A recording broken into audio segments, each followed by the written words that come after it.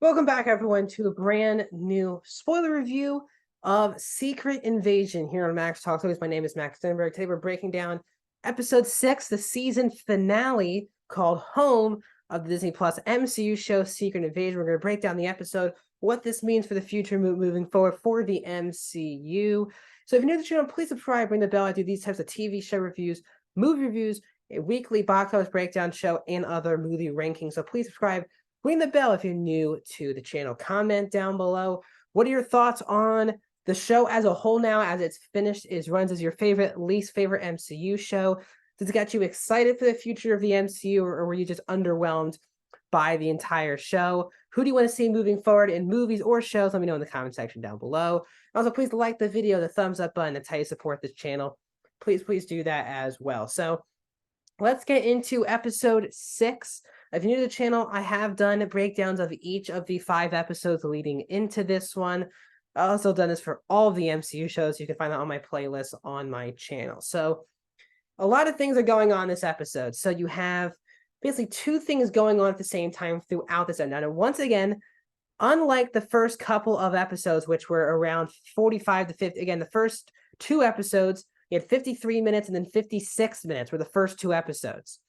And then we've gone completely downhill with the time, I guess. We have 42 minutes. Then we have, since episode 4, we've had a 36-minute episode and then back-to-back 37-minute episodes. So I don't know why the show went really big with the first 2 and then really went light with the last 4, but on length. But let's get into this 37-minute series finale. So, or season finale. So this episode is that 2 things are going on at the same time. Sonya calls Rhodey at the beginning of this episode. As Rhodey's about to, as the president, based on Rhodey's request, is going to send the strike on the Skrull base on Russian soil, which basically means World War III. And what basically happens in this situation is Sonya calls Rhodey that Fury is making his way to the hospital and you need to move the president. Now, at the same time, Fury, who is just coughing his way through the Skrull base, finally has this one-on-one conversation with Gravik. And they have this conversation. They go back and forth. And basically, Gravik was sent to kill someone by Fury. And it was someone who had children, who had a wife. And sure, he was conflicted. But again, Fury's at fault for a lot of what happens in the show. So Fury obviously says, I have the harvest. And what I want in request for that is that you can destroy as many species as you want on other planets. You just can't have this planet. So he gives them the vial. They both are in the Super Skrull machine. And we see a ton of names from the Battle of Earth for Avengers Endgame come up, including, I saw Bucky. I even saw, Ebony Maw. We saw Ebony Maw's powers, but tons of Avengers / Thanos' own people were in the mix of this blood. Now, obviously, Fury does again say Captain Marvel first, but he also says all the other Avengers, and you see a lot of them on screen. And then we get, at first Gravik is just kicking Fury's ass, but then we realize that Fury also is obviously in that machine, but we obviously learned there's a switch, which makes a lot of sense, which is Gaia was impersonating Fury, which then leads to Fury and Sonya doing the meetup with Ritson and Skrull Rhodey. So Gaia and Gravik have a back to forth. Obviously, Ebony Maw's powers. We see Drax's arm at some point. We see really Captain Marvel's powers. Gaia uses Mantis's powers. So we call Obsidian, Groot, all these different things. We saw all these different Super Skrull action. And while I think the powers were cool, a lot of it didn't really look really good to me. And also, including like Mantis's powers, they don't really explain to you how Gaia, obviously you gain the powers of these people. And I totally understand that. But there also needs to be kind of a learning of how to use some of these powers. And especially when Gaia used Mantis's powers, I don't know how she would know how to use those powers. So for me, I think the show, because it had to, I guess, rush through a finale, I just didn't feel like they did enough explaining how she could, again, you can have all these powers, but also using them in the right ways. It took me out of the fight. Gaia kills Gravik using Captain Marvel's powers, like a little thing through the heart. So Gravik is killed very quickly. So Gravik obviously was going to die in the show. Luckily, Kingsley Ben-Adir has a lot else going on. Obviously, he was just in Barbie, but he'll be playing Bob Marley. Obviously, it's his next project, so he's got plenty of other things to do. At the same time, as I said, Fury and Sonya are meeting with Ritson and Rhodey, Skrull Rhodey, and they say they're having a back and forth of who, he's a Skrull, don't believe in president. All these different things are going on, and they could have just shot him in the leg and just showed him that he's a Skrull, but we have to have drama. So Rhodey then gets the gun. Fury kills the Skrull version of Rhodey. President calls off the strike. So then we end with Sonya. We end the show with the president basically starting the war between the Skrulls and humans. So there wasn't World War III between the United States and Russia or anything like that, but there's now a mega war that is going to be that just began by what the president said at the end of this show, which is that they are going to hunt down any Skrulls. So he wants the Skrulls off the planet, and they're going to kill all Skrulls who are on the planet. So we have a war coming to the MCU. Hopefully we get that delved into in the Marvels.